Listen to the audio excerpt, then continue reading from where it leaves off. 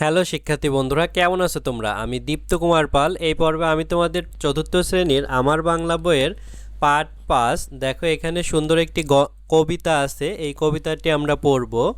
কবিতাটির নাম জোরমেশি এই দেশে, লিখেছেন সুফিয়া কামাল। দেখো, আমরা কবিতাটি পড়ি। অনেক কথার গুঞ্জন শুনি, অনেক গানের সুর, সবচেয়ে ভালো লাগে যে আমার মাগো ডাক সুমধুর।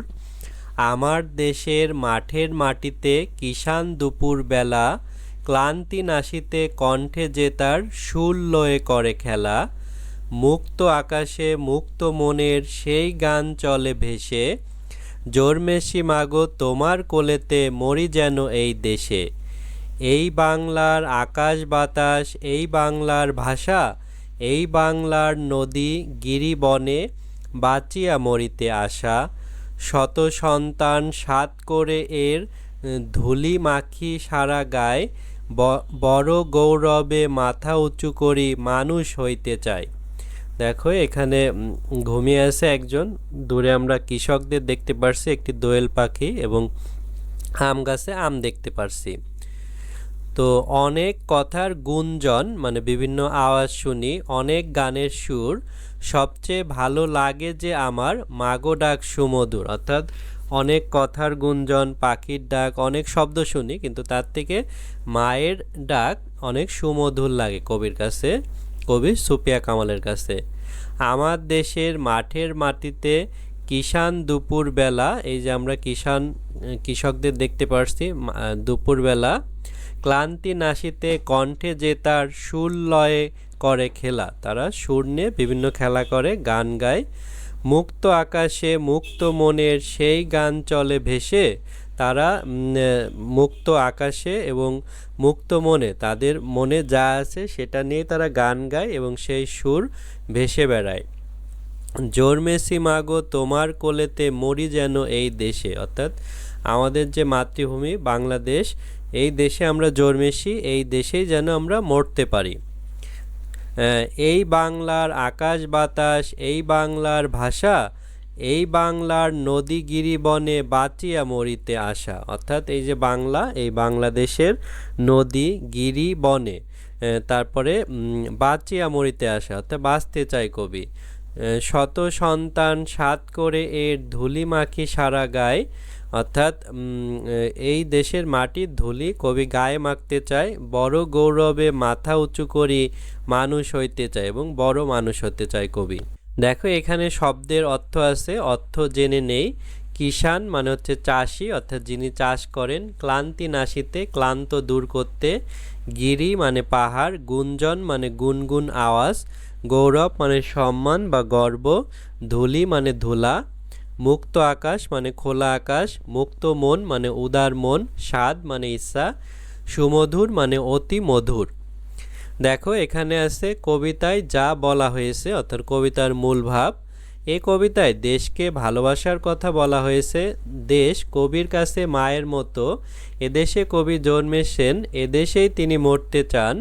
দেশের মাটি ও ধুলা গায়ে মেখেই সবাই বড় হয়। তারপর দেখো, এখানে অনুশীলনী আছে। 1 নম্বরে আছে কবিতা থেকে মিল শব্দ খুঁজি, বেলা, খেলা।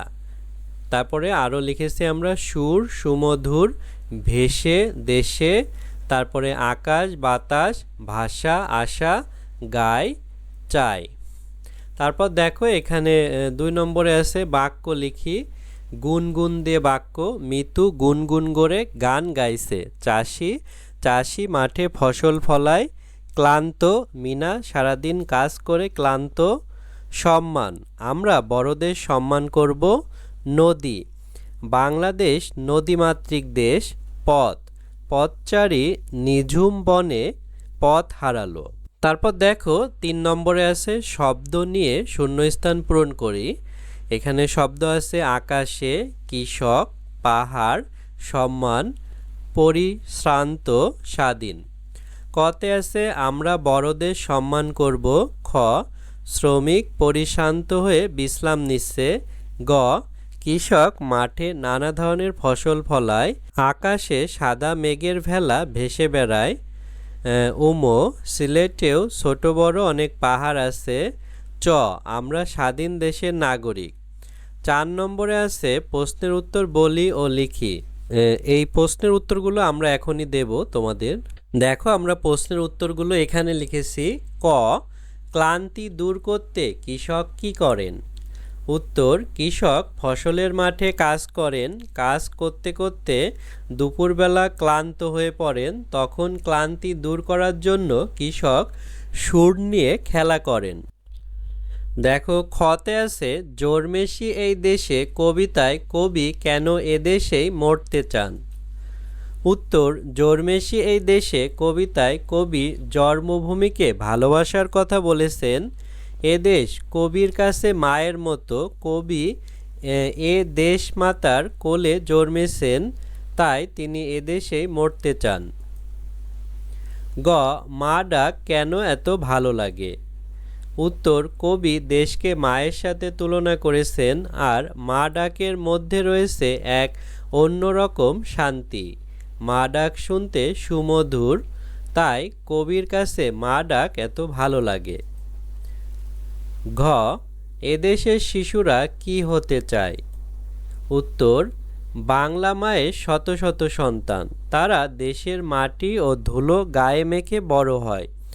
এদেশের এই ধুলা মাটি মাখা শিশুরা গৌরবে মাথা উঁচু করে বাঁচতে চায়, মানুষের মতো মানুষ হতে চায়। উমো বাংলাদেশের প্রকৃতির কি কি ভালো লাগে? উত্তর বাংলাদেশের প্রকৃতি অপরূপ সুন্দর। এদেশে প্রকৃতির যা যা আমার ভালো লাগে তা হলো ফুল ফল, পশু পাখি, আকাশ বাতাস, নদীনালা, বন পাহাড় ইত্যাদি। দেখো এভাবে কিন্তু আমরা সবগুলো প্রশ্নের উত্তর দিয়েছি। তারপর দেখো পাশে আছে আগের চরণ লিখি। আমার দেশের মাঠের মাটিতে কিষান দুপুর বেলা, ক্লান্তি নাশিতে কণ্ঠে জেতার সুর লয়ে করে খেলা, মুক্ত আকাশের মুক্ত মনের সেই গান চলে ভেসে, জোরমেশি মাগো তোমার কোলেতে মরি যেন এই দেশে। তারপর 6 আছে কবিতাটি আবৃত্তি করি, 7 আছে ব্যাখ্যা বলি ও লিখি। এখানে শত সন্তান সাত করে এর ধুলি মাখি সারা গায়, বড় গৌরবে মাথা উঁচু করি মানুষ হইতে চাই। এই 4টা লাইনের ব্যাখ্যা আমরা এখন লিখে দেখাবো। দেখো আমাদের 7 নম্বরে ছিল ব্যাখ্যা বলিও লিখি। উত্তর বাংলার শত শত সন্তান এদেশে ধুলামাটি গায়ে মেখে বড় হয়ে ওঠে। প্রকৃতির মাঝে বেড়ে ওঠার মধ্য দিয়ে দেশের প্রতি গভীর ভালোবাসা জন্মে তাদের অন্তরে। দেশের প্রতি এই ভালোবাসা নিয়ে সগৌরবে তারা প্রকৃত মানুষ হয়ে বাঁচতে চায়। তারপর দেখো 8 নম্বরে আছে নাম শব্দ বাছাই করে ডান পাশের ঘরে লিখি, অর্থাৎ যেগুলো দ্বারা নাম বোঝায়। যেমন এখানে শব্দ আছে আকাশ, চায়, চায় এটা কাজ, মধুর, তিনি, বাতাস, সুন্দর, বন, সুন্দর এটাও হচ্ছে নাম শব্দ না, বন, পাহাড়, সে এটাও নাম শব্দ না, দেশ, নদী, ভেসে এটা কাজ শব্দ, সন্তান, উঁচু, ধুলি, মানুষ, কড়ি, গৌরব, স্বাদ, মাথা, তরল, গাছ। তো এগুলোর ভিতর নাম শব্দ কোনগুলো? সেটা হচ্ছে আকাশ, বাতাস, বন, পাহাড়, দেশ, নদী, সন্তান, ধুলি, মানুষ, গৌরব, স্বাদ, মাথা, গাছ। এগুলো হচ্ছে নাম শব্দ অর্থাৎ বিশেষ্য শব্দ। বন্ধুরা আজ আমাদের ভিডিও এ পর্যন্তই। এছাড়া আমাদের 4র্থ শ্রেণীর একটি অনলাইন ব্যাচ আছে, সেখানে তোমরা ভর্তি হতে পারো। আমাদের ইউটিউব চ্যানেলেও নিয়মিত ভিডিও আপলোড হবে, তাই ইউটিউব চ্যানেলটি সাবস্ক্রাইব এবং বেল বাটনে চাপ দিয়ে রাখতে পারো। ধন্যবাদ সবাইকে।